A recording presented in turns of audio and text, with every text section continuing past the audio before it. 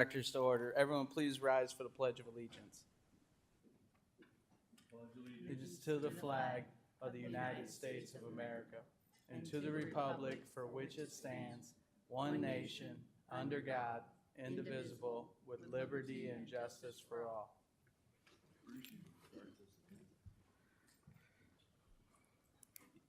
Thank you.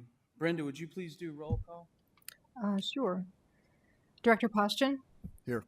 Director Gosa? Here. Here.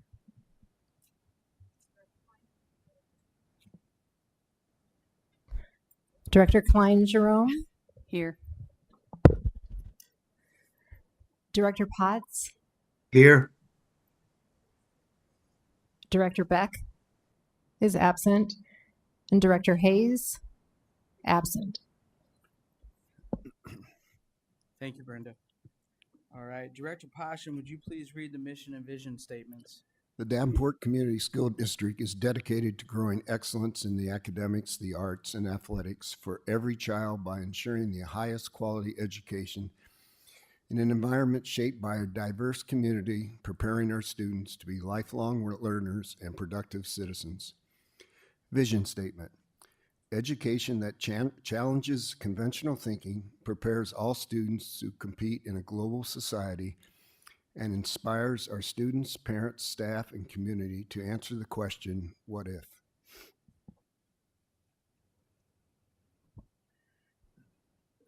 Thank you, Director Poston. Director Klein-Jerome, would you please read the guiding principles? Opportunity. We provide abundant opportunities to empower students to reach their full potential academically, creatively, and socially. Collaboration. We foster an environment that allows students, families, and community stakeholders to come together for the betterment of our students' education and future. Transparency. We share relevant and important information with our students, families, and the community to maintain open and productive communication. Thank you, Director Klein-Jerome. Superintendent Schneckloff, would you please read the goals? Tonight, goal focus number 2, increase access and success for all students. Thank you, Superintendent. We'll move on to public hearings. I will now conduct a public hearing for the approval of the 95% plans and specifications for the Smart Middle School addition and renovation project. Notice of the hearing was published in the Quad City Times on October 14, 2024. Anyone wishing to speak on this item, please step forward to the microphone or call 1-312-626-6799 and enter meeting ID 917-1195-7548 and passcode 019548. State your name and address for the record.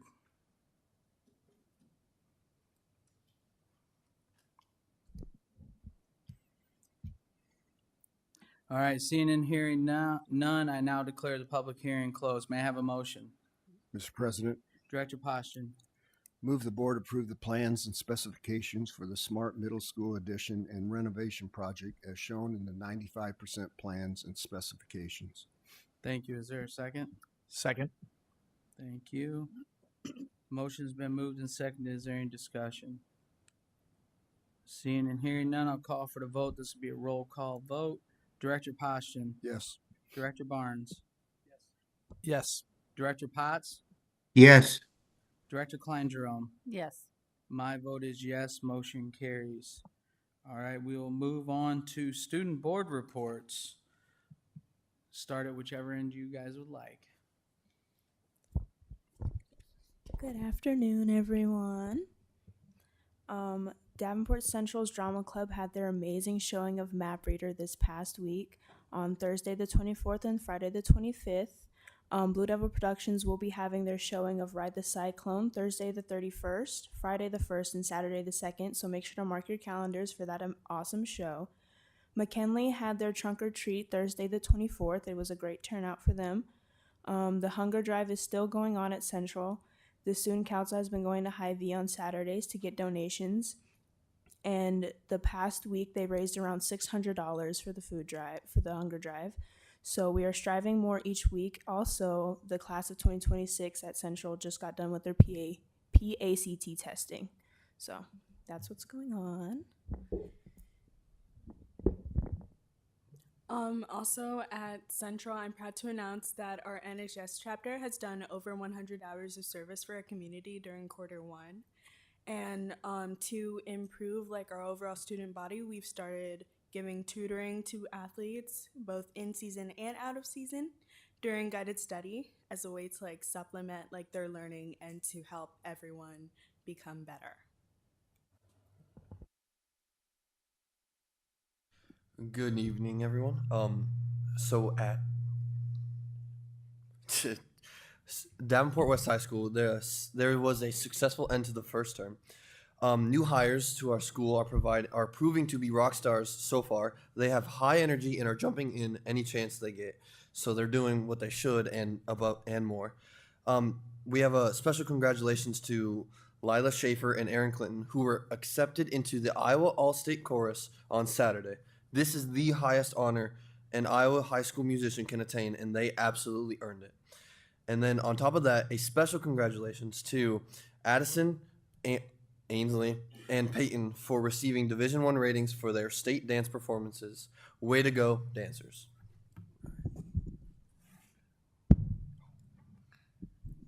Also at West, we had a Hunger Drive volleyball tournament this Saturday and went really well, and we had a lot of participation from our students and staff. And then that was for our Hunger Drive. And then we also have our Powder Puff game this Friday, November 1st at 6 o'clock. So come out and support for that. And then throughout our feeder schools, all of them have been having dress-up weeks for our Hunger Drive to show school spirit. And then Bluegrass Elementary is going to have a fun station night coming up. So it'll be a lot of fun for parents to interact with their kids. And then Buffalo Elementary recently just held a trunk or treat night. And then at West, November 16th at 7 p.m., we're having our booster bash. So if any of you guys are free that night, it's at 7 p.m., please come out and support because it really helps our athletics.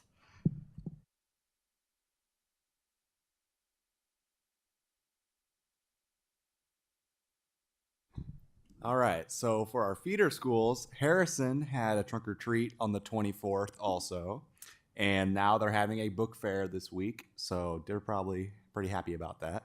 Also, they want us to donate Kleenexes, which is nice, and now they're doing a spirit week. On a sadder note, though, Wyatt Bradshaw, who is a kindergartner at Harrison, was diagnosed with a tumor, and a pretty bad one, and they need some money to help with his treatment. They have a link on the site where you can go and donate, and any help would be appreciated. And also, at Fillmore, they also had a trunk or treat on the 28th. And our Joy Club at North is hosting a Halloween trivia tomorrow. You can dress up, and it'll be super fun.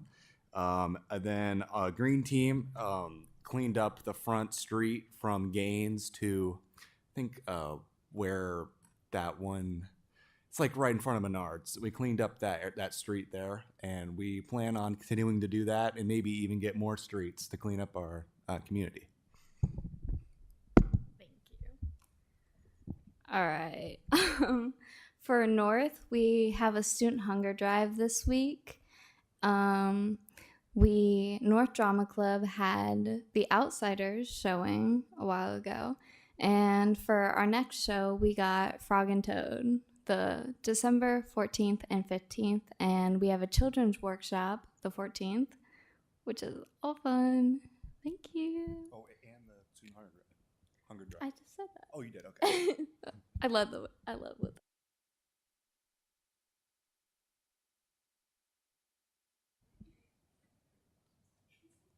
Thank you, student board members. We love hearing about what's going on in the school, and thank you very much for your feeder school reports too. That's awesome that you guys all reach out to them and do that. Thank you so much.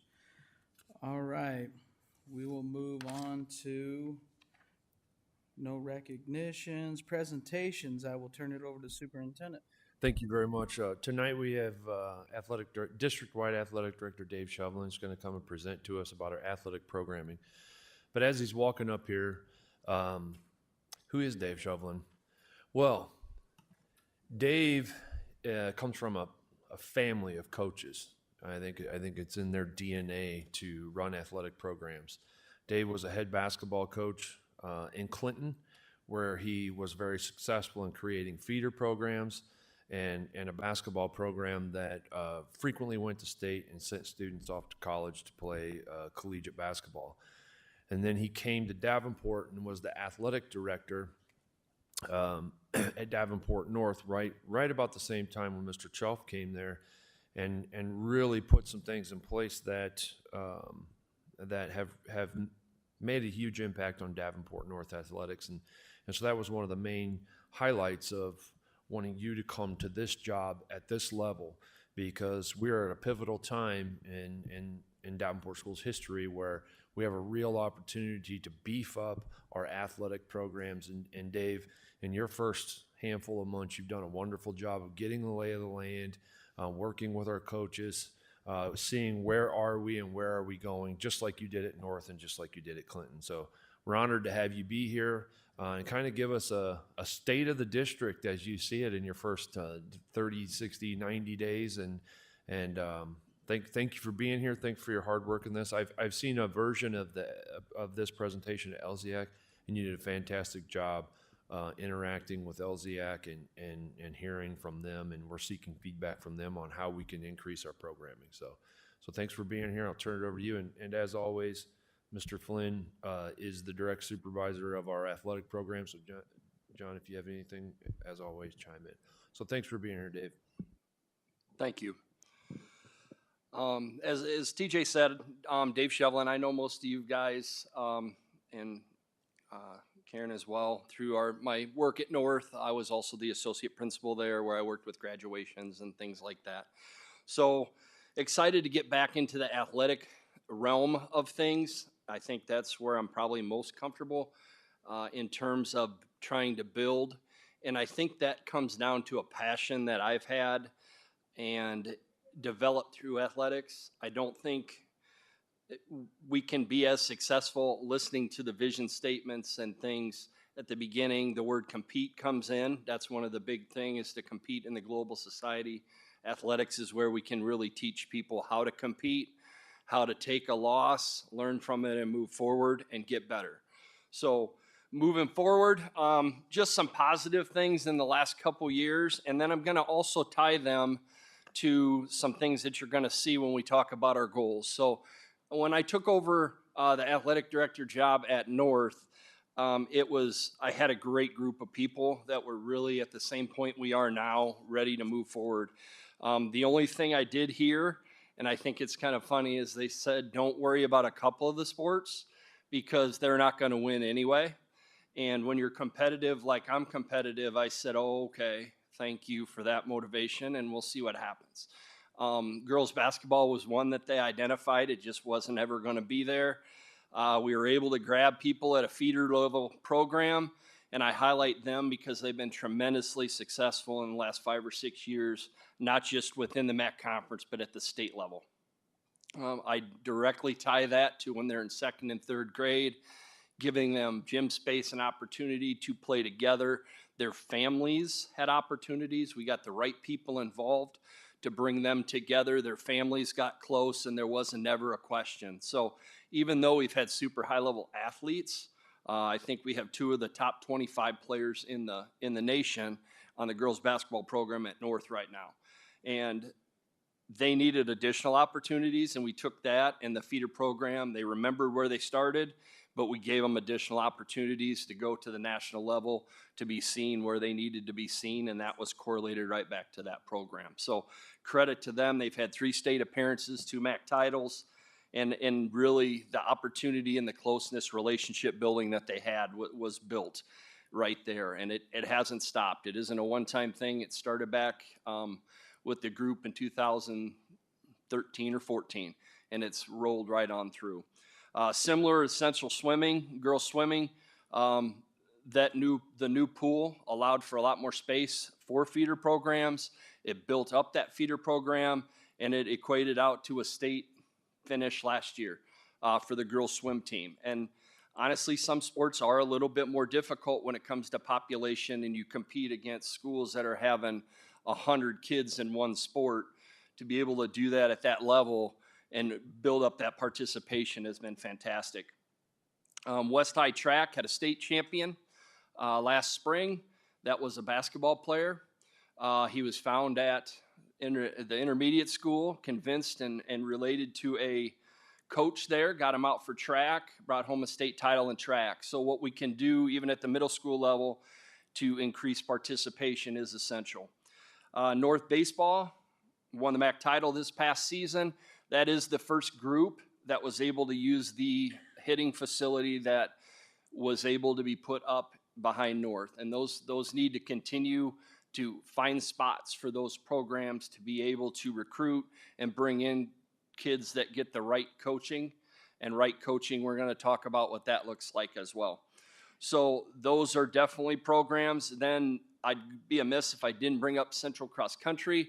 Not a great, I'm going to have to work with Jerry and Sarah a little bit. I cut off Mr. Ryan's head there in the picture. Those are our state qualifiers that are going for the boys. JC and then the Ryan brothers, Zach and Tyler, both qualified individually.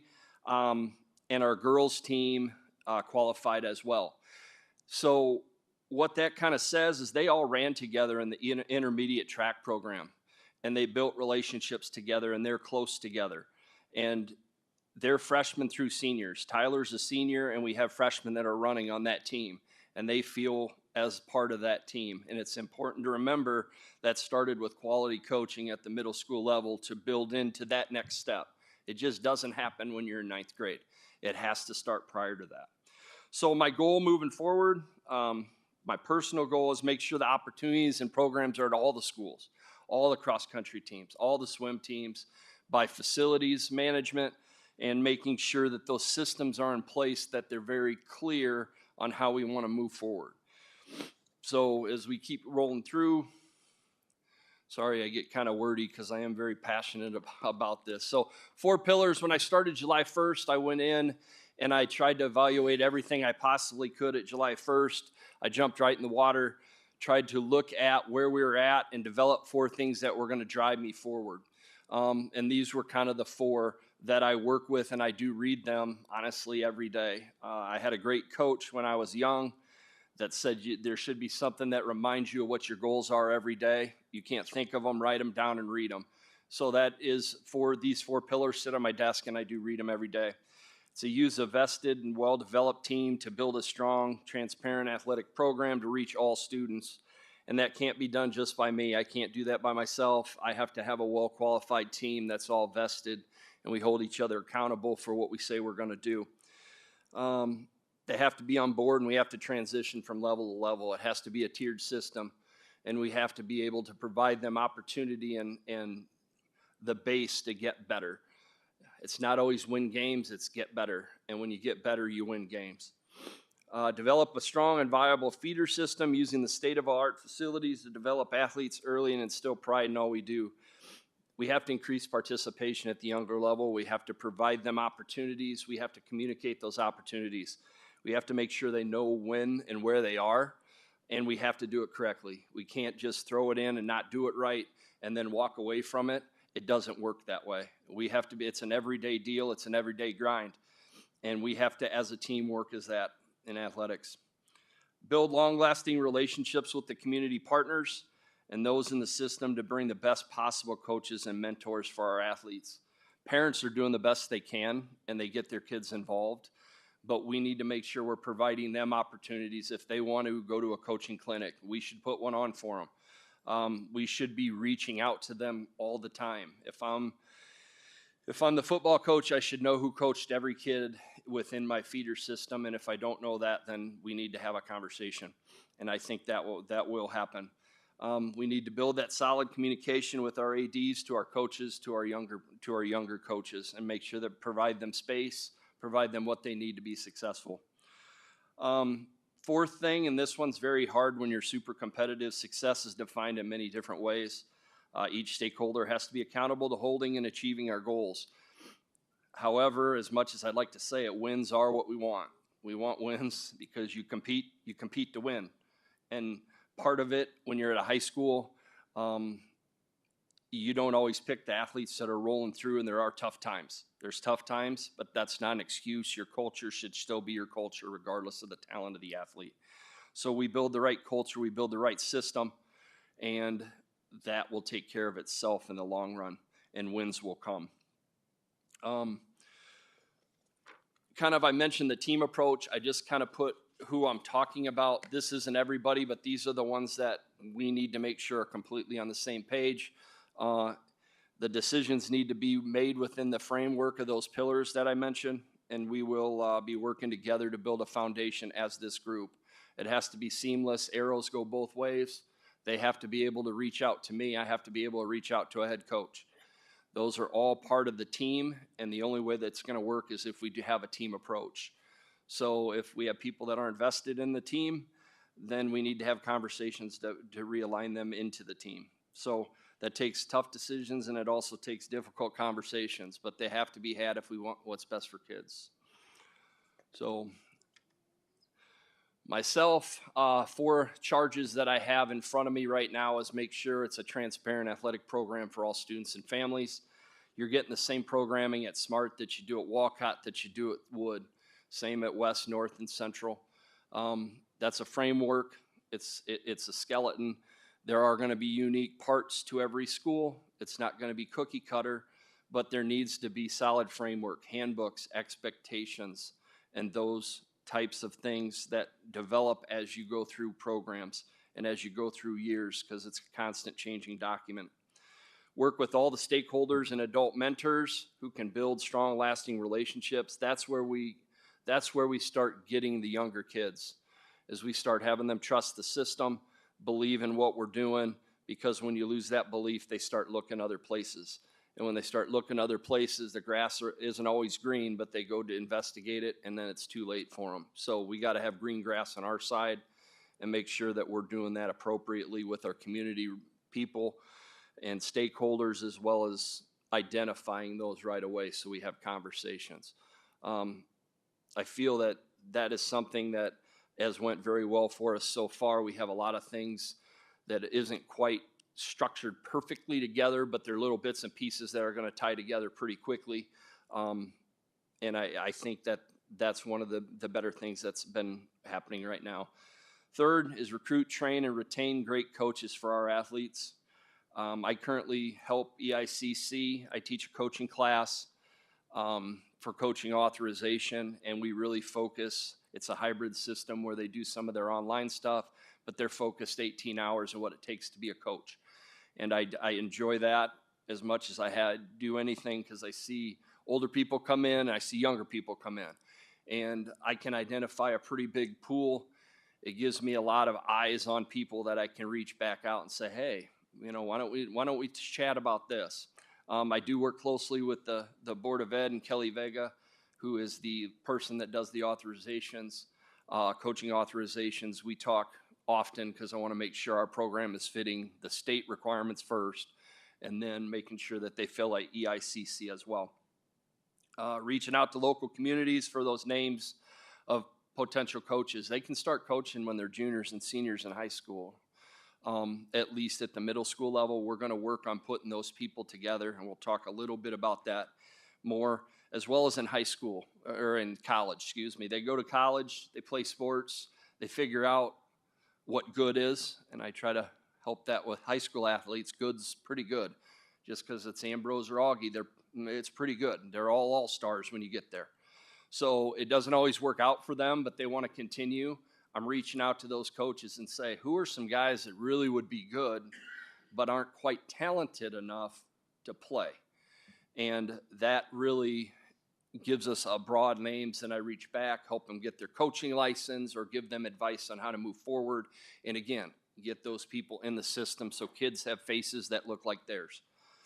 Current coaches, making sure they're attending clinics and getting better all the time. It doesn't stop. One program doesn't work. The best coaches are going to clinics, are getting trained, are using their networks around to make sure that happens. That needs to be part of discussions at the end of each season with coaches. What are you doing to get better? Because I know Mr. Flynn and I know Mr. Schneckloff are going to ask me, what am I doing to get better? And I'm going to have an answer for them, because I'm trying to get better every day. Last one, and I think this is a big one, and I noticed this really when I moved from Clinton, a one-school town, to Davenport is when it comes to decisions at the state level on how to evaluate programs, sometimes the urban schools get forgotten. It's I don't want to say suburban schools, but the area, Des Moines, the Waukees, the Johnstons, the rural communities are making all the rules and regulations for some of these things, and we need to get a voice back in those associations to make sure Davenport, Cedar Rapids, Waterloo is also being considered when we're making those choices, especially as we become more relevant at the state level. Also, I'd like to make sure, going back to number 3, that we're mentoring those young coaches. We have a lot of space, and we're going to get a lot more space that people are going to want to use, and we want to make sure they use, but for appropriate reasons and appropriate people using them. So I think it's a program we need to set up with our youth teams to make sure they know our faces too. We can't assume they do, and we need to meet them on a one-on-one basis or on a team basis to make sure they understand what a feeder team is and where are they feeding into and what are they doing. So those types of things are going to be essential to moving forwards as well. The other duties, just super quickly, of the high school athletic director and middle school activity director, they're the community point person. They're the daily running of their events.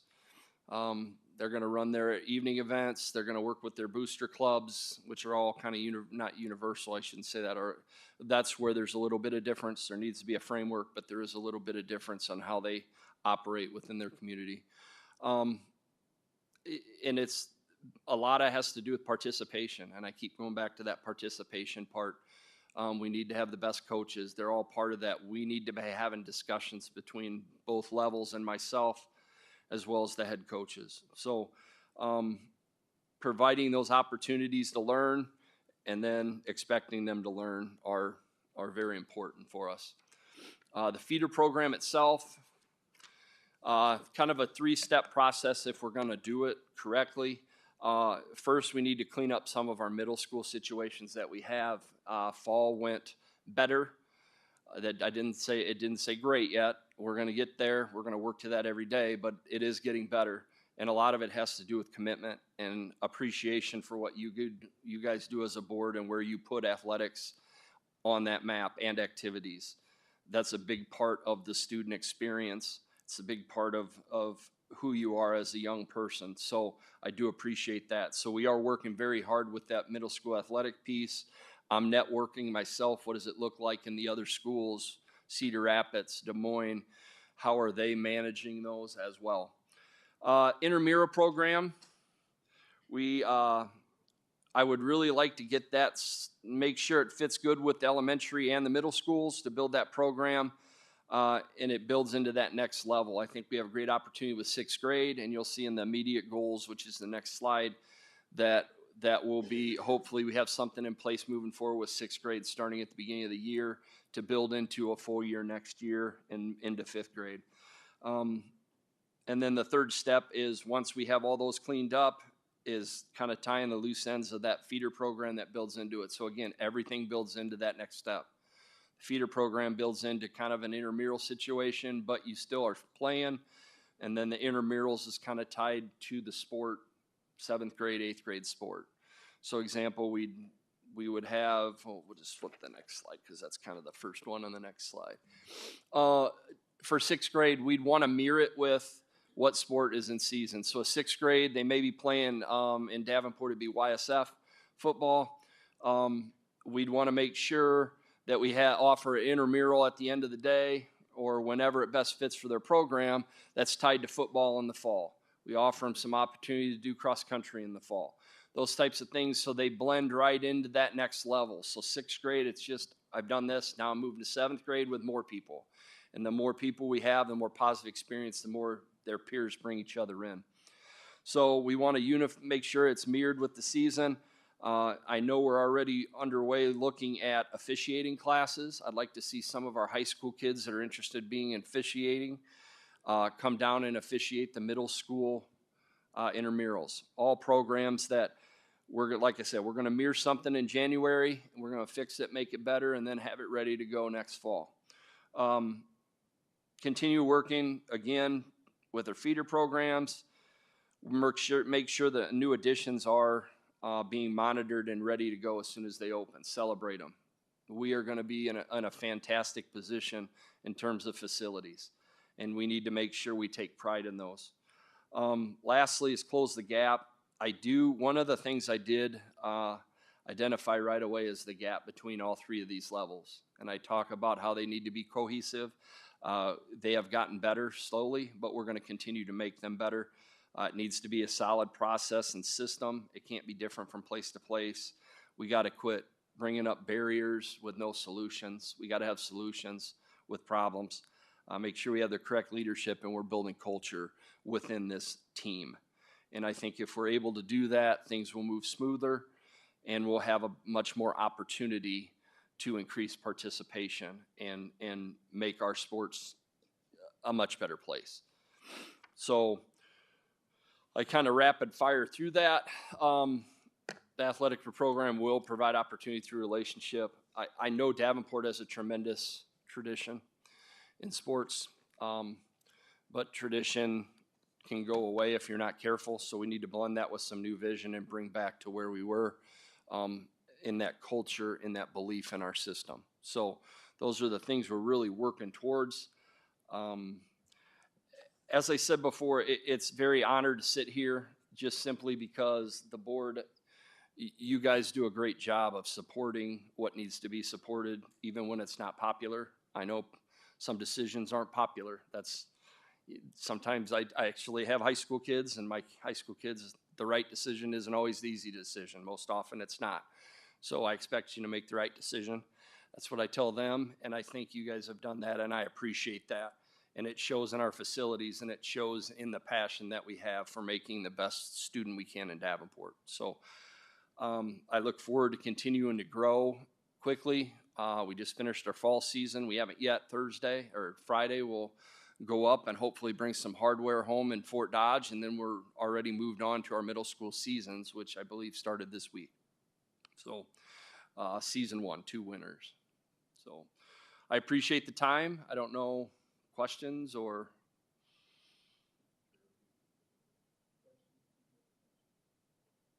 Director Kleindro.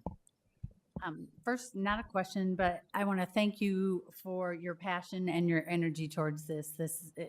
It's like, yes, this sounds great. You've got a plan. I hope it goes as smoothly as you presented it as, like, yes. My question is elementary. I have a great nephew, goes to Davenport schools, and he did flag football, but it was West High, even though he's in the Central District, and then he does soccer and basketball. Like, where does the elementary fit in this, and how?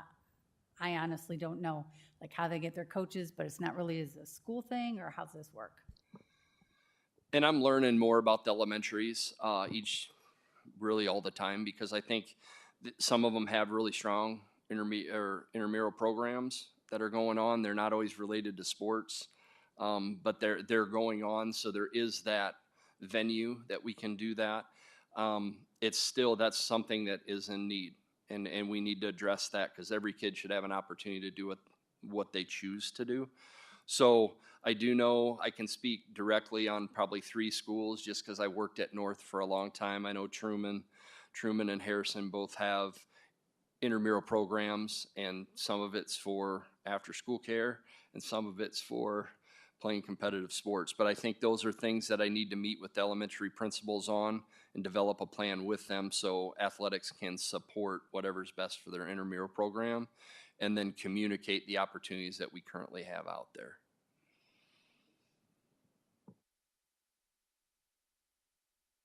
Director Poston. Well, Mr. Chauvin, I appreciate your presentation. Kind of a follow-up to Director Kleindrome's question about the elementary. How are you going to focus, like, with the PE teachers? To me, that might be a start as far as sparking the interest in these kids at the elementary level and get them involved in, the various sports. Probably within the year, all our facilities, as far as sports are concerned, will be completed. I would challenge anyone that that would find facilities better than what we have right now and will have. And the other thing is even in the middle school, I would think that the PE teachers should be involved in again, sparking that interest for these students, because we need the numbers. We need the numbers. We need the participation. And then the other thing that concerns me sometimes is when you put these teams together, and I call the like elite teams, and you're bringing in students from a number of different schools. To me, that's not a feeder program. A feeder program is to keep those kids together and follow all the way up to the high school level. I mean, it's great if they want to participate in that, but I think the focus should be on that the eventual high school team that they will be on. And I think the first question, that was kind of a multi-tiered one, so I'll make sure, hopefully I can address it. Yes, I do plan on working with elementary teachers. My wife is the teacher at Truman, so she's had some ideas for me already, a lot of them actually. So I will be working closely with the PE teachers and the principals. And like I said, I want to make sure it's the same opportunity for each place, because I don't think currently it's run very differently from place to place, and I do want to make sure that they have the same opportunity at every school that we have. I totally agree with you on the feeder school or the feeder teams being directly related. It's very difficult when you can choose the high school, so it's hard to do that. But I think that where it comes into play is that, and I've been working with how to rent the facilities and the people, because everybody can say they're a feeder team, and we're trying to close that gap right now. Actually, we've had several meetings about it, and I think we're going to put in place that you have to meet with either the building AD or myself to determine if you are a feeder team or not. I do know one thing that was somewhat in process was at Walcott. They had a group of parents that really wanted to promote Walcott Elementary, or intermediate school, and they put together a Junior Panthers program for Buffalo Bluegrass and Walcott, and that was kind of rolling before I got started, but I jumped right in with them. They showed me all their facilities and what they're doing, and tried to support them in that area, and they're really promoting those schools. Go to Walcott, go to West. And that's a model that hopefully we can learn from, see what happens, and we're going to build that into our system here district-wide. So it's kind of I hate to say a guinea pig, but it was rolling before, and it went really well in the fall, but we do have to tie it, because we did have a lot of people stay there, and we didn't have like a youth football team for West Feeder, and I think that's directly because they were doing this. So we got to blend those together. But I think the numbers are growing out there, and it looks much better. Our football numbers are much better from 7th and 8th grade.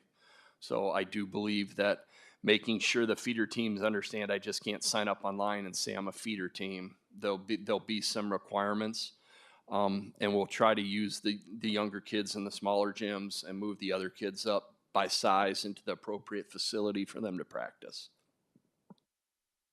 Yeah, I think, when they talk about, grouping teams together, elite teams, in order to get the numbers, you may have to combine, say, Smart, Walcott, whatever, Williams, to get the numbers going and get the teams together. But the main thing is that you're trying to focus those student athletes towards the high school that they'll be attending. And then you also brought up about the use of facilities. If they're not a Davenport Community School District student, they should not be using our facilities.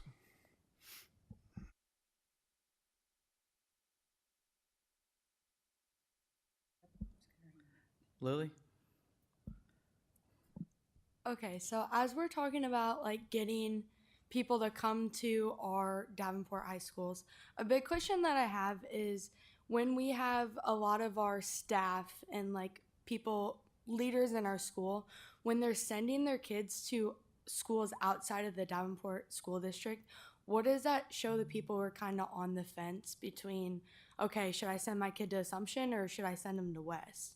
I think I'm echoing a lot of other people's questions when I ask that, if that makes sense.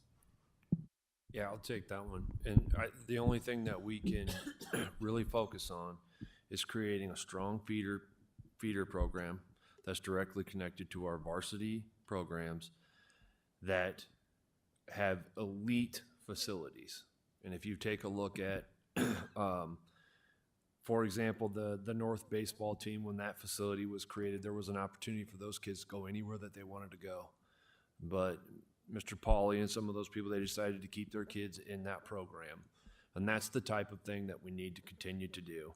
And then one of the things that Mr. Shovelin is talking about is the continuity between the feeder programs and our schools and our coaches. That's the other really critical component that is going to do exactly that. Davenport is a very uniquely situated. We're a little bit different than Dubuque. We are surrounded by communities. And so we are poised for competition, and we're ready for it. It's a good question. Director Beck. Yeah, sorry I came in late today, but I've heard that one before, fortunately.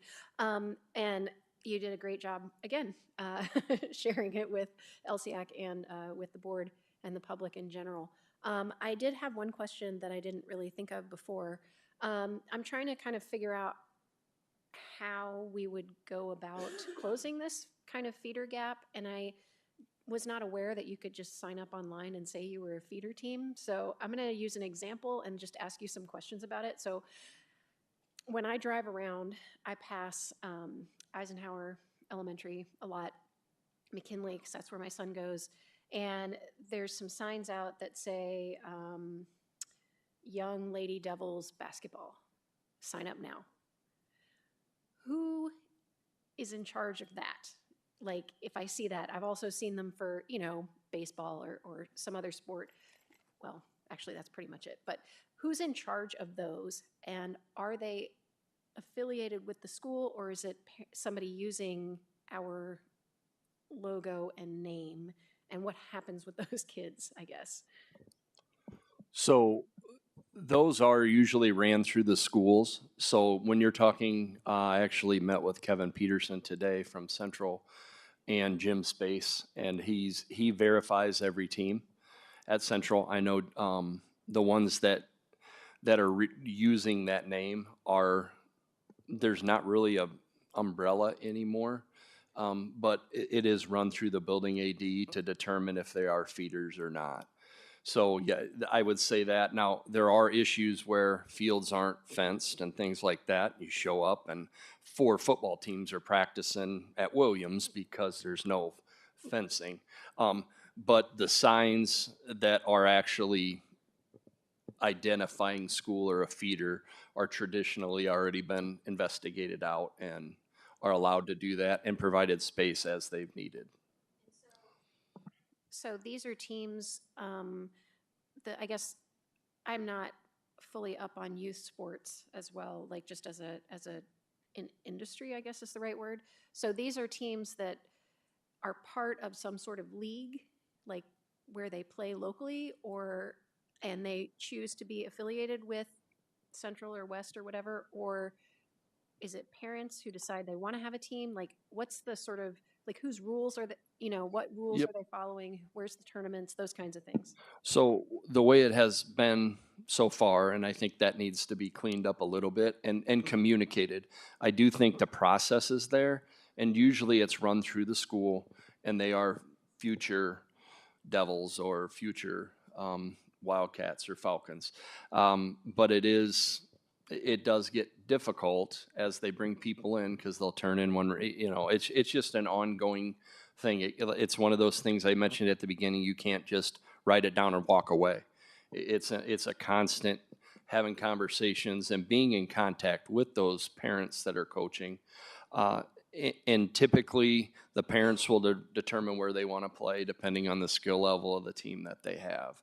So some are really local, some are not. We have worked with Project 180 at 4 of the schools, and we got them signed up that they're going to try to have a little bit more competitive basketball at 4 of the schools that have qualified. So we're working with them as well to have that happen. But typically, it depends on the talent because it just all depends. And then there's times where you actually have some kids that play some, but they also need that next level to challenge them, and they're going to go play for that elite team. I do think a misnomer in youth sports is if I start a team and I'm going to say we're the the QC Wildcats elite, nobody stops me from using the word elite. So elite's pretty subjective. So there are teams you play and you're like, ooh, these guys are elite, and then you play teams like they're elite. So I think there's a lot of youth sports is very difficult to manage, not just in the schools, just in general. It's running rampant and it's not healthy for sports in some cases. We want to make sure our situation is healthy for all kids. Okay. Now I'm starting to see why it's confusing to me, because it's confusing to, seems like, everybody. My final question, particularly with the elementary kids, I think the idea of working with PE teachers is a fantastic one. I know, and the concept of the intramurals, whether that be after school or within school, just because, elementary kids, sometimes it's just about trying it out. They may not be that great, but giving them the opportunity to play is, I think, really important. And to be on a team, even if they wouldn't typically be on a team. And I'm thinking of the kids whose parents wouldn't be able to sign them up for the Y or, the Parks and Rec League to try out all these different sports. And I know that's what PE is about, but it's not quite the same as having, a team that you're playing with, right? And so I look forward to seeing that opportunity pop up in a lot of our schools as well. So thank you for thinking about that. And we're hoping to have more than, when you think youth sports, you think football, basketball, wrestling, those types of things. There's also cross-country golf, tennis, that are out there that kids don't know about and would have been really good if they started earlier. And all of a sudden in 9th grade, they're trying it, and we appreciate that, but we want them trained in 9th grade to be ready to roll. Hang on a sec. Jackson? So I had a question. It wasn't exactly pertaining, but it had to do with sports and such. Like with our Davenport schools, some parents and I've had peers who've raised concerns of like safety. So if there's like with Davenport West, for example, like if there's an incident that happens, then kid or parents are less likely to have their kids go to Davenport West and maybe go to Assumption or like somewhere else that I don't really know where else they would go, but maybe Central or North, whatever it is. How do you help combat that, or help combat the fears that are growing, or that come from just whether it's valid or not in their distrust to whatever our security or anything like that is, if that makes any sense? No, one of the things that we have to be careful of is that safety and security is a little bit of a different agenda item than sports enrollment. But in terms of recruiting students to stay, in terms of ensuring that people know exactly what's going on inside the walls of our schools instead of just newspaper articles that they may hear or some type of news, it's really important to tell our story. So that's really good feedback. So the communication component of what is available inside of Davenport schools and what we have to offer is really important to help negate that exact thing. But it's a very valid question, I think, in terms of participation and growing our feeder programs. Just kind of a delicate line with the agenda topic.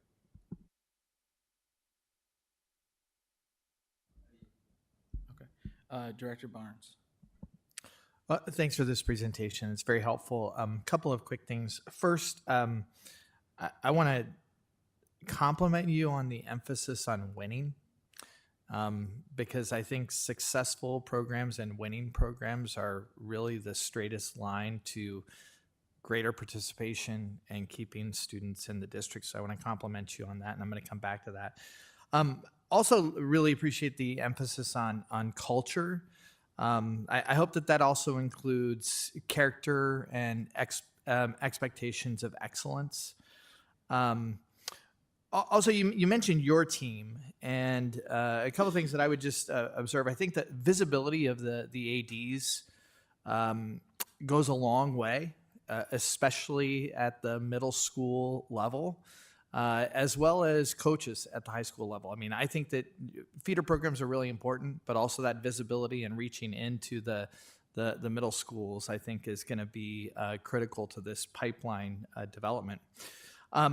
You said at LZIAC that the most influential person in your life was a coach.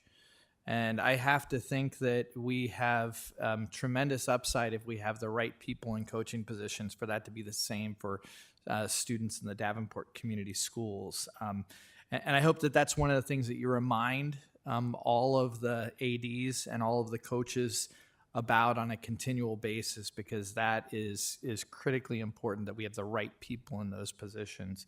So I'm getting to my question. I have two questions for you. This school district is investing tremendous amount of resources in athletics and athletic facilities in the past few years.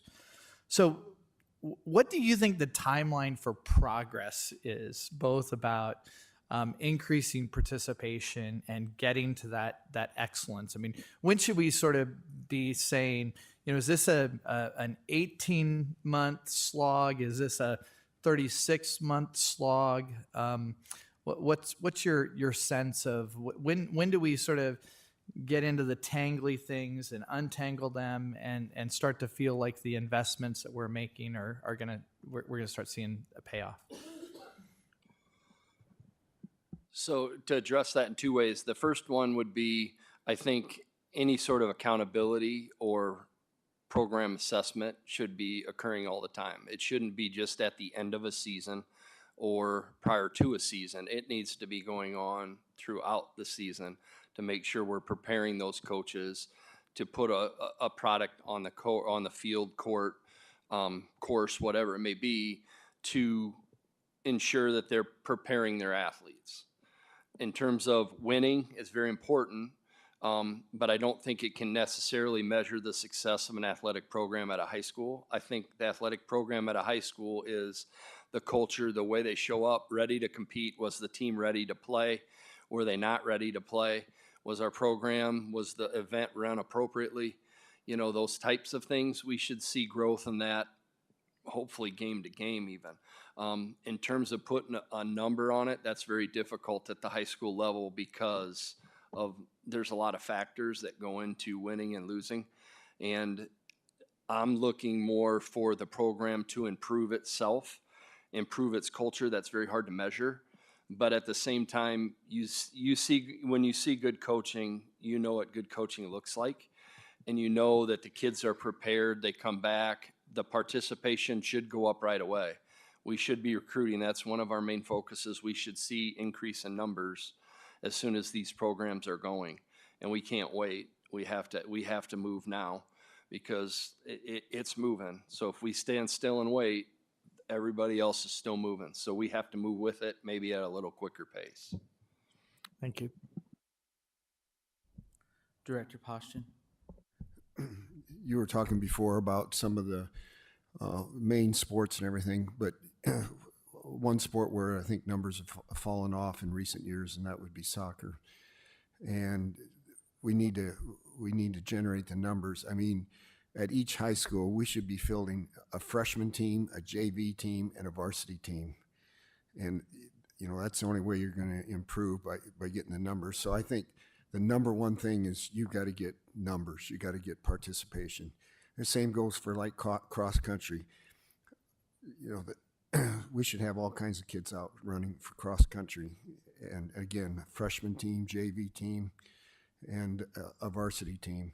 So I think that's getting the numbers is what's going to make it successful down the road. Now, we're providing the facilities. We're working on coaches. I don't know what else more we can do, but we need to keep pushing. So Yes, I agree. The only thing I would say with soccer that becomes an issue is soccer has really moved into a club sport. So a lot of kids, and that's a statewide problem. But I'm not dismissing that. But I'm just saying that is one sport that is really, and I do unfortunately think that basketball will start headed that way too if we're not careful. Not here, but across the state. and I'm glad you brought that up because that's one thing that it irritates me. These kids, they get on club teams, and sometimes those kids don't even go out for their high school team, and I just can't figure that out. So.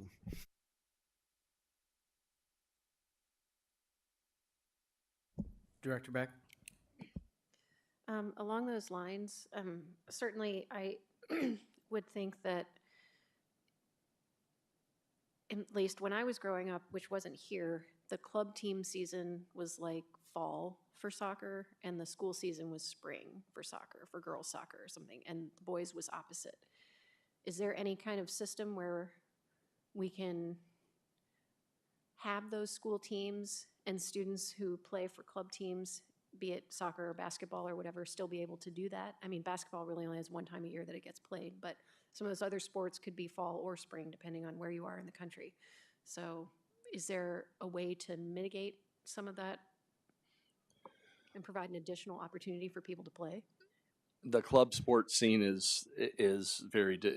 They are not going to consider themselves at all with the high school. They'd actually just assume them not play high school. You'll see a lot of baseball players that go play down south and quit playing football or golf in the fall because their opportunities are and they feel are in baseball. And I think that's where the youth sports has really hurt. The multi-sport athlete needs to continue, and sometimes we're losing that because of club sports.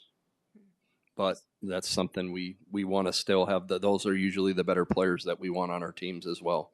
So we need to be reaching out to them early and getting them, and it can happen because the two girls at North High School played on the two best teams in the nation for AAU and still played travel basketball for the Wildcat feeder program. So I guess it's a fine line between wanting to allow everyone the opportunity to play these sports, because to me, part of high school sports is everyone gets a chance, right? Um, we've got the freshman team, we've got the JV team, we've got the varsity team. Not everybody's going to play varsity, but I guess if we have a bigger feeder program, we don't necessarily have to feel that way. But to me, in a lot of ways, high school is an opportunity for people to play sports that are not going to be playing sports in college, but it's that step down, right? So I guess I don't want to forget those kids who might not really be that great or qualify for a travel team, but have some skills and are good team players and would still want to participate and engage in the school. So I wouldn't want to leave those kids out either. Well, I think that goes back to culture as well. We want the kids to be involved, and we want them to be in a winning program, and success breeds success.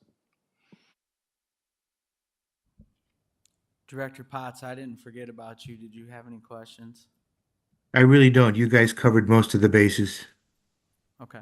Does anyone have any other questions? I got a bunch, but to answer a couple of your questions, it's the Youth Sports Foundation that does a lot of the youth feeder programs, and I do have a representative from North, West, and Central that sits on that and is involved with that. It's the Youth Sports Foundation. And then the other thing I do want to highlight, our second grade flag football team at North got second in the championship game. We lost at Bettendorf because they ran the clock out on us. So it is what it is. I've been doing youth sports for a really, really long time, and there's a huge disconnect between the high school and that feeder team. I'll give the example of our oldest son.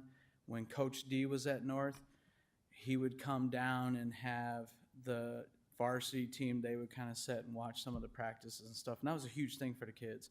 And then they would come and officiate our games on, Sunday at Brady Street Stadium, because then they got to play where those kids played. It was a huge thing. And then Coach Cruzy kind of carried that on. And then the new coach, not so much. You need to have that buy-in at the high school. And I think it's awesome that you guys are working on the high school and the junior high, but I really think you're missing the boat with the elementary, and I'll explain why. Alex started playing football and all that stuff with a core group of kids in 3rd grade. Those kids were all together till high school, and then we lost Derek Bass to Assumption and some other kids that we had coached their entire career. And then Jordan is doing this now. He's done it in 1st grade and 2nd grade. The same kids that they play baseball with, they're doing football with, and then they're transitioning to wrestling. So you're getting that core group, that family dynamic, right? And that's how you keep people. But the worst thing that we do, we don't promote that stuff. The only reason I know about that stuff is because we share it out through our Little League pages. We share it out with our football team that these things are going on. It's not getting shared out. We got to do a better job of getting the word out. And I mean, you're just coming into this, so that's not a knock, but we have to do a really good job on that. Because a lot of people don't know these opportunities out there.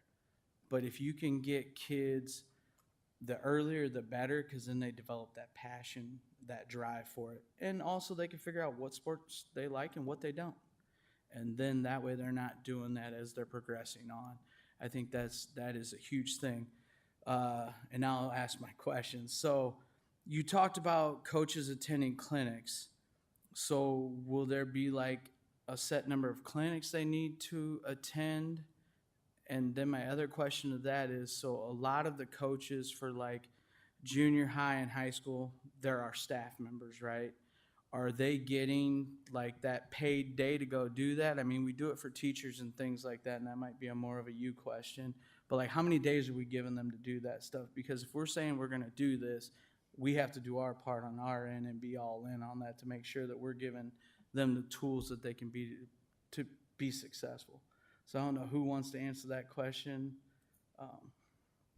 No, it's an excellent question and one that needs to be answered. As a former football coach, I had to use my personal days to go to the Glazier Clinic, which is a very popular one in Chicago, and so it does need to be evaluated. In all of our programs, the coaches that go to professional development, go to clinics, they then need to finalize their priorities. And I know that this is on your big board of things. But if you're a basketball coach and you want to learn new in out of bounds plays, you have Ambrose, Augie, Central Pella, Wartburg Storm, University of Iowa, Iowa State. All those coaches will welcome high school coaches, and they'll sit down with you as long as you want to sit there. So this notion that if Davenport Central wants to work on their 3rd and long, and there's a team real close around us that does that, they'll take their staff up and they go learn that. It's the fact that Dave's office would be ensuring through the evaluations that those things are happening, and a focused effort to work on our HR department, work with our HR department and our unions to ensure that there are days for our coaches to go and learn. And so whatever they have now, it definitely could be increased. And so that's a conversation to cascade through those different channels. So excellent point, bring it up. I think we should take a note of that. Awesome. Well, thank you. And then my other question, and you had talked about the high schools and that the high school athletic directors along with yourself will be kind of working with the other ones. Who will be in charge of, because I know what you're going to tell me on this because I always call Phyllis.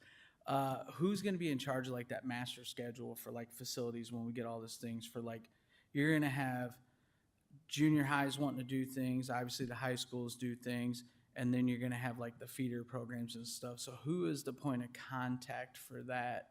And is it going to be like, if you're in the North region, you go to this person. Because I mean, I know we have school dude and stuff like that, but it gets confusing. And a lot of coaches don't know about school dude. So what's our way to make sure that things aren't double booked like you had said? So School Dude is just the program that sets it up and offers you a time to request.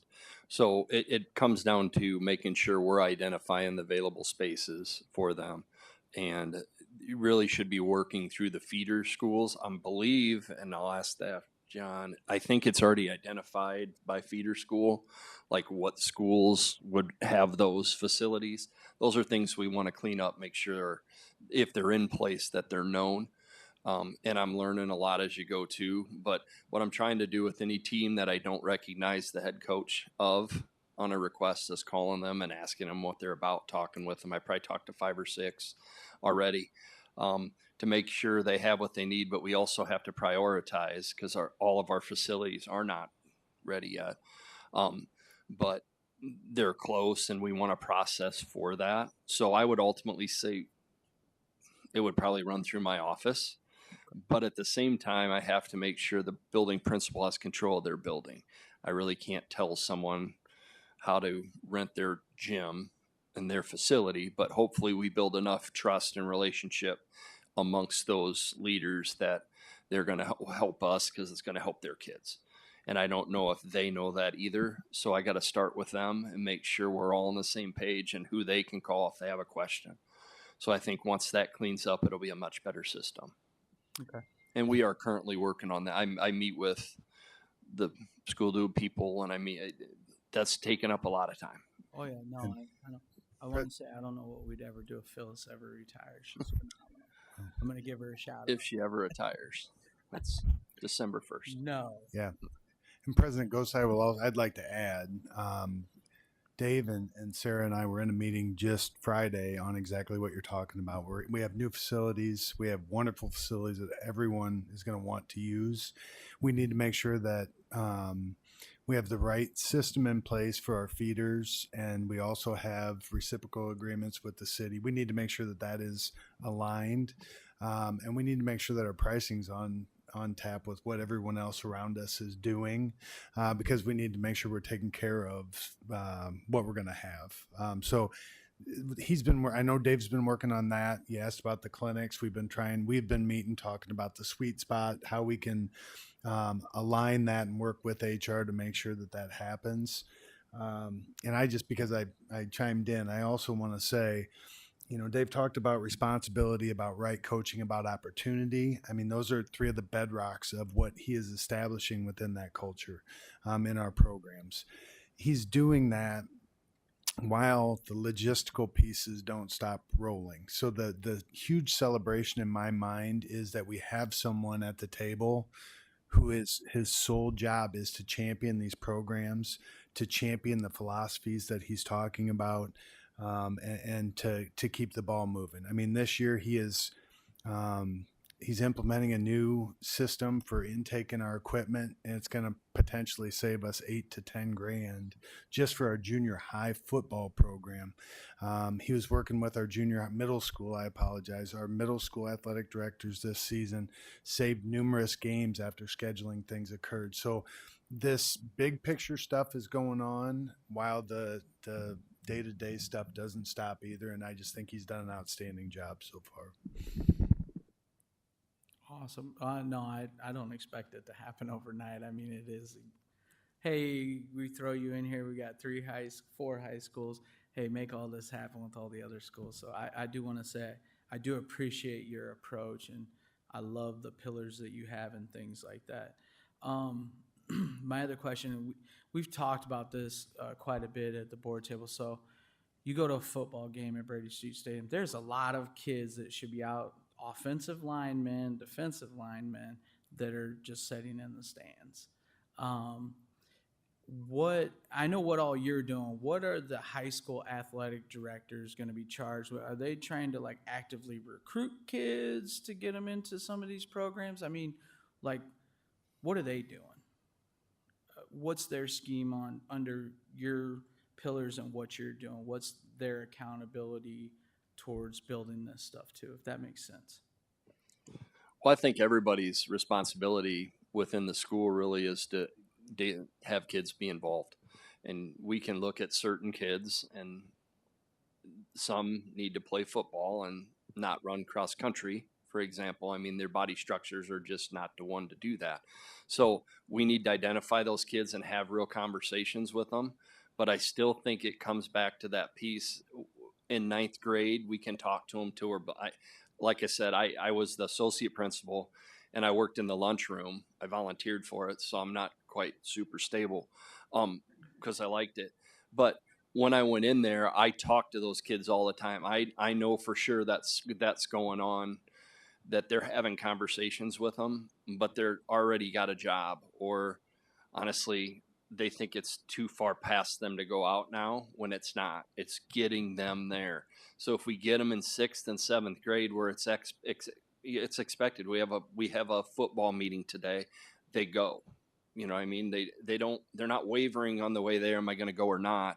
I'm going. I already played 2 years. These are my buddies. This is what we're going to do. And those types of relationships have to start earlier.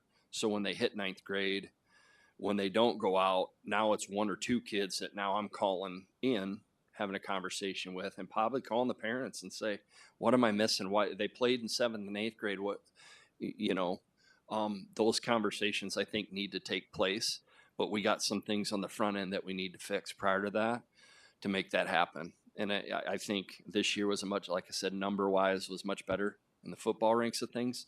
Our cross country numbers were pretty solid at the middle. So our fall sports had really good numbers. And I expect those to continue with buddies. You know, bring a buddy is kind of the motto with my middle school ADs. Make sure their friends bring a friend, and we provide them opportunity and coaching to make them better. Absolutely. No, and I like the aspect of the coaches having, you know, that peer program too, to kind of work with each other. Um, it's one of my favorite parts of doing youth sports, and I give a shout out to Coach Fisher at North. I do a lot of youth sports with him, and it's awesome for the kid. They see him out there on a Friday night or Thursday night, you know, defensive coordinator, and then he's taking his time to work with the kids. And, you know, and his big thing will always be, hey, I look forward to you coming up to high school and playing for me and stuff. And these kids really buy in on that stuff. They love it. And again, that's where I say we got to get them when they're young and taking everything in before they hate the world and everything else. That's about that junior high level. I've lived it. I know it. But I think that's awesome, and especially like when some of the coaches get involved. And I realize everybody has a limited amount of time, but it does mean a bunch to those kiddos and stuff like that to see that. And the other aspect of it is they're like a mentor for those kids. You don't realize this, but something you say or do could change a kid's trajectory. Now, that's whether you're a teacher in a classroom, you're on the sidelines, you're coaching, even refs sometimes.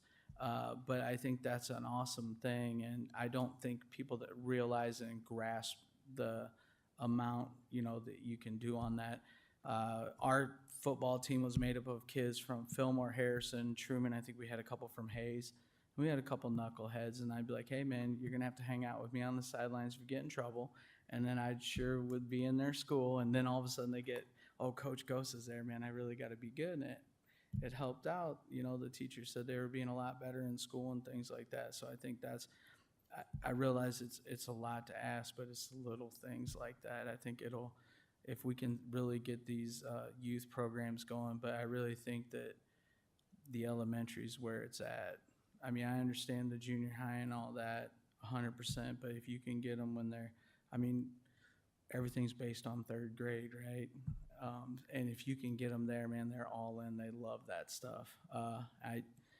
I've talked about this a lot. I think we need to go to, if you're on the north side, you're a Wildcat. If you're in the central region, you're a Blue Devil, you're a Falcon. And it helps a lot of that because you know you have one clear path to the way you go versus if you're one of our surroundings, you know what you're going to be. And I think that's a huge thing for kids. So I greatly appreciate the presentation. Does anyone have any other questions?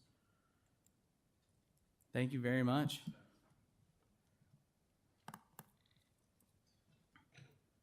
All right, we'll move on to board reports. Are there any board reports? Director back? I got you. Last week on Wednesday, I went to the Central Progressive Masquerade concert, the orchestra concert to celebrate Halloween. There was a lot of great buy-in on the costumes. Everybody was dressed up this year.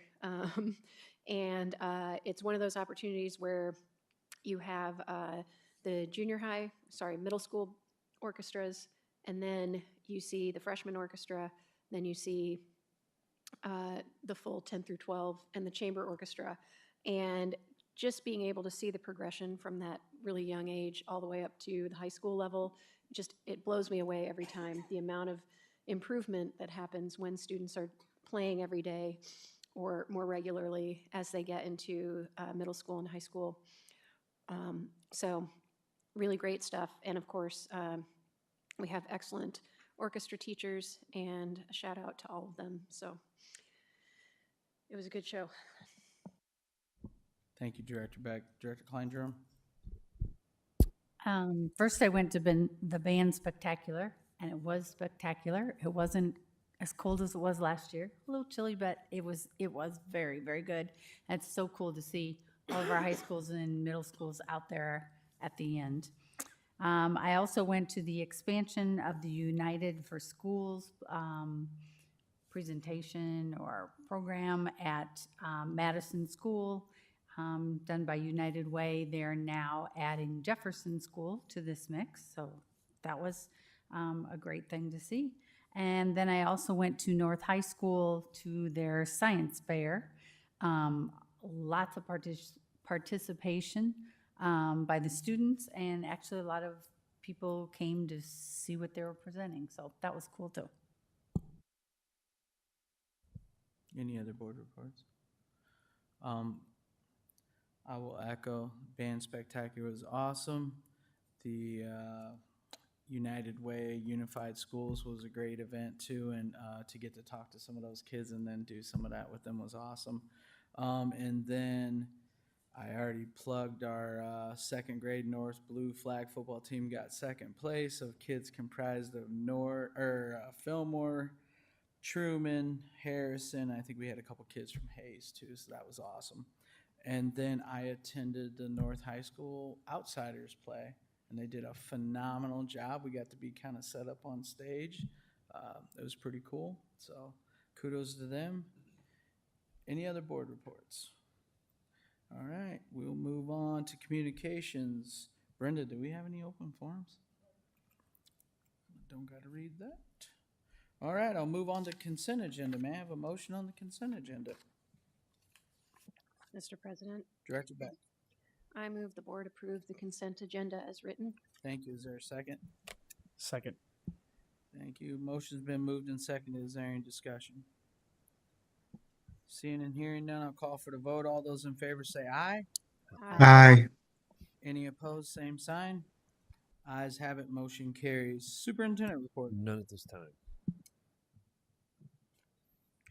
All right, committee reports. Is there anything on the Breaking Barriers Committee? We had a virtual Zoom with all of the leaders of the individual groups to kind of give a rallying cry to come up with actionable items before our next. Okay. Nothing new to report on legislative advocacy. LZAC. Yeah, we had our first meeting of the year on October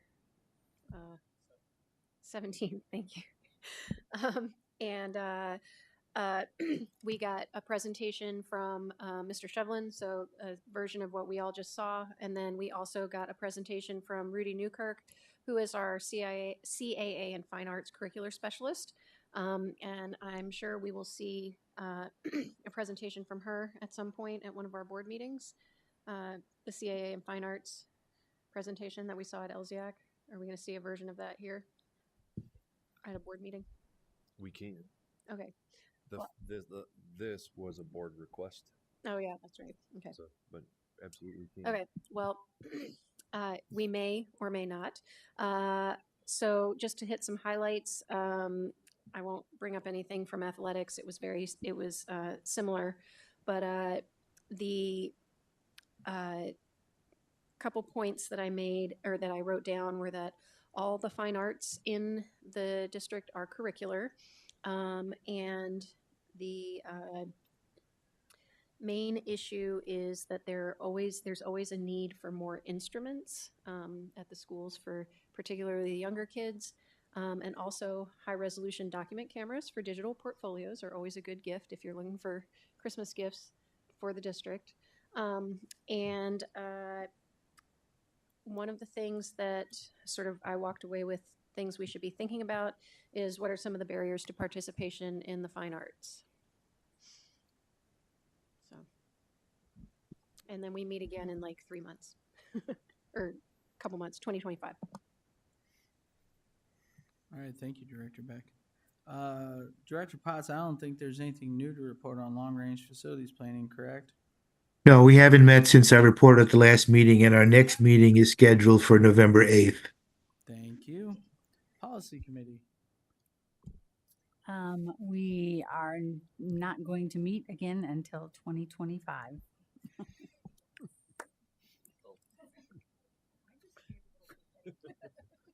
Finance Committee. We met last week. We reviewed enrollment, staffing, and SBRC requests. Thank you. We will move on to items requiring action. May I have a motion on subject 11.01? Mr. Chairman, Director Poston. move the board approve a request to the School Budget Review Committee for modified supplemental assistance for the fiscal year 2024 English learner deficit in the amount of $1,287,010.52. Thank you. Is there a second? Second. Thank you. Motion's been moved and seconded. Is there any discussion? All right, seeing and hearing none, I'll call for the vote. All those in favor say aye. Aye. Any opposed, same sign. Ayes have it, motion carries. May I have a motion on subject 11.02? Mr. President, Director Klein Jerome. I move that we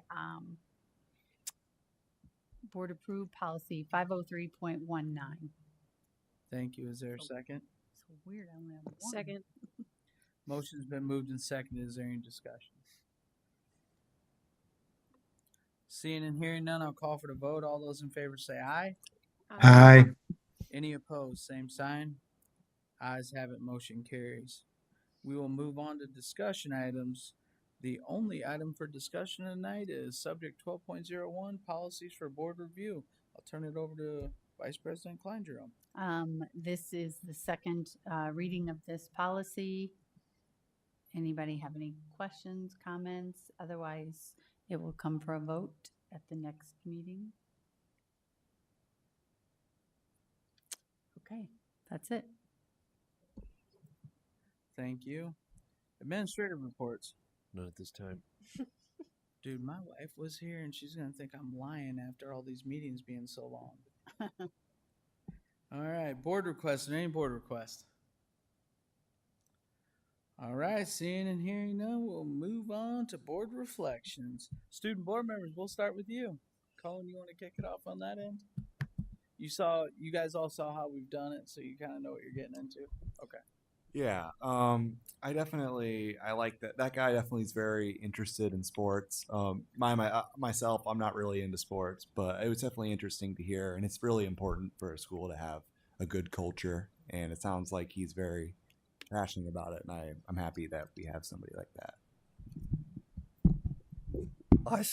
Oh boy, I second the fact that he came and that his overall passion for the whole entire athletic program is very, very impressive and I'm very appreciative of the fact that he's so passionate, because it shows that there's care being put into everything going on in our schools and everything such as that.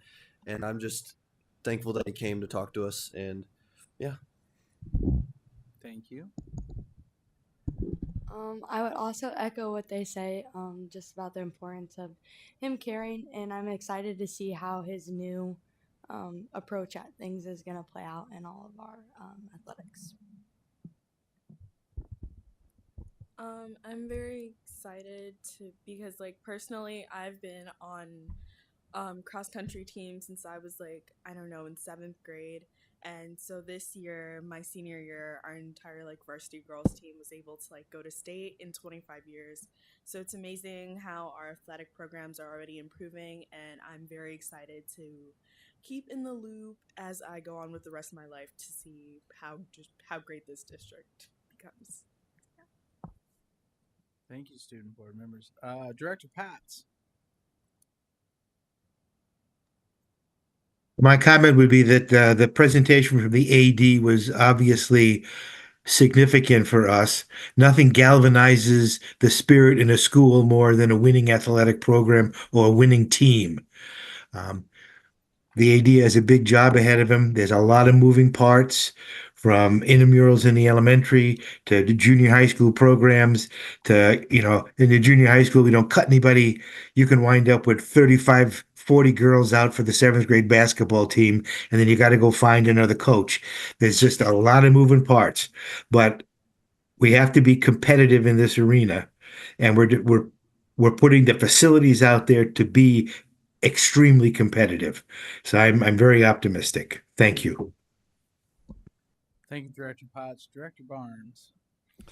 Highlight for me, approving a nearly $55 million investment in the Davenport community and the Davenport community schools with the renovation and the plan for FL Smart Intermediate. This is huge. This can't be understated. And it was about a 90-second portion of this meeting, but without question, one of the most substantial things that we've done, along with what we've done with Sudlow. This is enormous investment in this community and faith in the school district.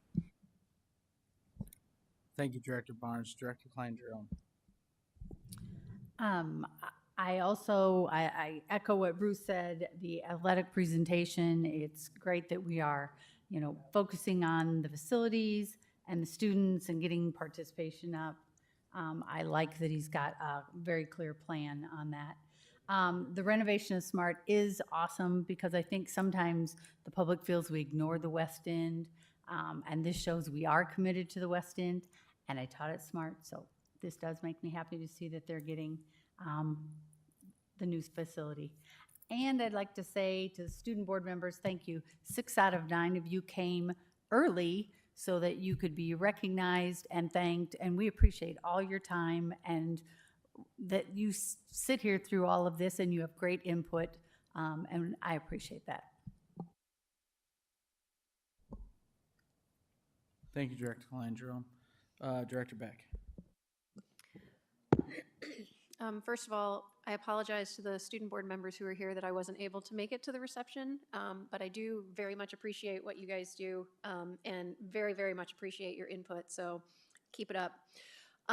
For me, the AD presentation was really important. For me, hearing about some of the plans for a more cohesive program involving elementary school students.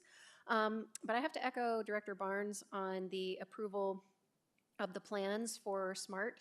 I know there were concerns when we first started talking about long-range facility planning that we would not adequately fund all projects in all areas of the district equally, and the board made it very apparent that every kid deserves the same access to the same high-quality updated facilities. And here we are finally getting started on a very important part of that process. So, yeah. Thank you, Director Beck. Director Poston. Well, I just echo what everyone else has said, but I'm really excited about all the pieces that are coming together. I wish it would happen by tomorrow, but from the SMART project to our athletic facilities to rejuvenating our feeder program. So I just want to give our staff a lot of credit for all the hard work that's been put into all these projects. I mean, this is absolutely huge. I mean, the dollars that are being spent, and to get every area on par so that facilities are the same everywhere. So I'm really excited about that. Thank you, Director Poston. Superintendent Schnecklow. Yeah, I think Mr. Shovelin is doing a fantastic job so far. He understands athletics. He understands feeder programs. He understands those things. He's been a coach himself. His connection to making more coaches and making more referees, that is just outstanding. But I reflect upon a time as about 2016, 2017, we hired a district athletic director. And that person worked in that job for about 2 years. His name was John Flynn. And I think about where we would be today if we had stayed committed to that district athletic director position. And so the foresight to have our finances in order, to have a long-range plan, to commit to that position, to ensure that we have equity across our district is going to be here for a while. And that's what it takes. It takes a while. You look at all high-quality programs where they start from the feeder programs all the way through the bar, the graduation. Look at the seniors at North winning the MAC title for the first time in 20 years. That started when those kids were 8U entering into that facility and deciding not to leave, to your point. And that's what we have to do. And that's a good point, and that's critical that we do that. And the commitment to those resources and positions and people ball hawking that is exactly what we need to do. So I'm very energized. And to see those pictures of Smart, and there's going to be a video coming out again, doing a fly-through tour of Smart here very soon. Very excited. Thank you, Superintendent Schneckloff.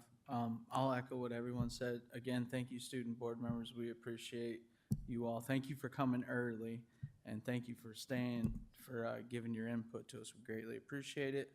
I think it's awesome that we're going to move forward with the SMART project. I just want to caution that we do everything we can to hold these contractors accountable and architects, because they always slide stuff in and we just let it go by.